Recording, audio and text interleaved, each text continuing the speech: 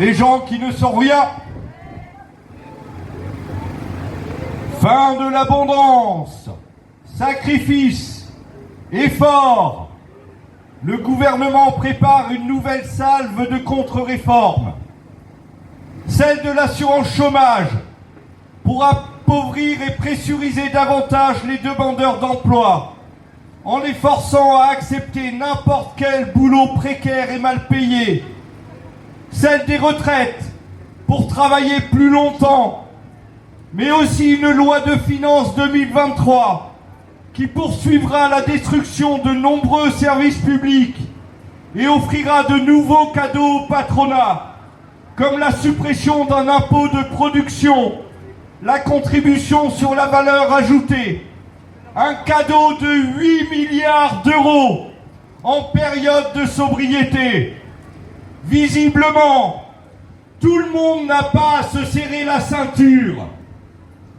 C'est un véritable rouleau compresseur néolibéral qui veut achever la destruction de nos acquis sociaux et affaiblir toujours plus nos capacités de résistance collective.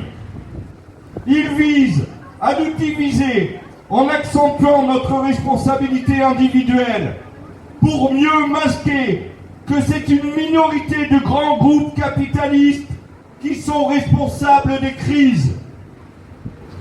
Lors de son élection, Macron avait promis d'agir pour le pouvoir d'achat du plus grand nombre, puisque cette question est depuis des mois la question cruciale pour l'ensemble des salariés, des jeunes, des précaires et des retraités. C'est ainsi qu'il a fait adopter cet été la loi mesures d'urgence pour la protection du pouvoir d'achat et que le gouvernement a augmenté de 3,5% le point d'indice des fonctionnaires, de 2,9% les indemnités chômage ou de 4% les pensions. Et depuis, il ne cesse de s'enorgueillir de ses actions. Outre que le compte n'y est pas par rapport à l'inflation subie, ce type de chiffrage liste des réalités sociales bien différentes, souvent marquées par de grandes difficultés à boucler les fins de mois qui arrivent de plus en plus tôt. La majorité des salariés n'est pas dupe de ces mesurettes cache-misère qui ne compenseront pas l'absence de l'augmentation réelle des salaires, des pensions et des minima sociaux. Face à la vie chère et à la perte de pouvoir d'achat, la colère sociale existe. Ainsi, les grèves sur les salaires et les conditions de travail ne cessent de se développer, comme c'est le cas ces dernières semaines des salariés des transports, des personnels de la santé, des agents territoriaux des écoles ou encore des agents de la petite enfance. À la ville de Nice et à la métropole aussi, la colère est grande. Dans le Nice matin du 18 juillet dernier, Christian Estrosi, soutien inconditionnel du président de la République, s'exprimer sur le budget 2023 et déclarer « On va gratter partout où on va pouvoir gratter ». Il ignore peut-être que cela fait bien longtemps que ces services vivent la fin de l'abondance. Les agents, eux, la subissent depuis trop longtemps au quotidien. Ils n'acceptent plus le manque de moyens humains et matériels qui provoque une désorganisation constante et l'épuisement. Ils n'acceptent plus les inégalités professionnelles qui participent à la précarité des femmes. Ils n'acceptent plus que les traitements des catégories B et C soient alignés sur le SMIC.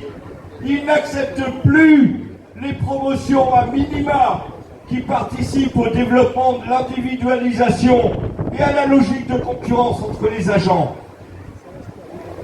Depuis le début du mois de septembre, l'engagement et la lutte des agents de l'éducation, de la restauration scolaire, de l'animation et de la petite enfance ont permis de premières avancées significatives.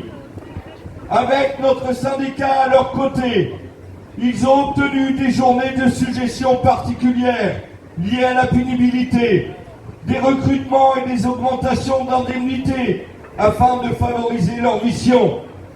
Certes, les propositions sont insuffisantes, mais pour nous, cela ne fait que confirmer que c'est en engageant le rapport de force que les personnels se font entendre et obtiennent satisfaction. Le mouvement s'amplifie. Les agents des crèches de la ville de Nice seront en grève le jeudi 6 octobre pour dénoncer le manque de recrutement et leur épuisement. Les personnels de l'Opéra ont quant à eux décidé d'une action dans les prochaines semaines pour dénoncer la détérioration de leurs conditions de travail et leur faible salaire.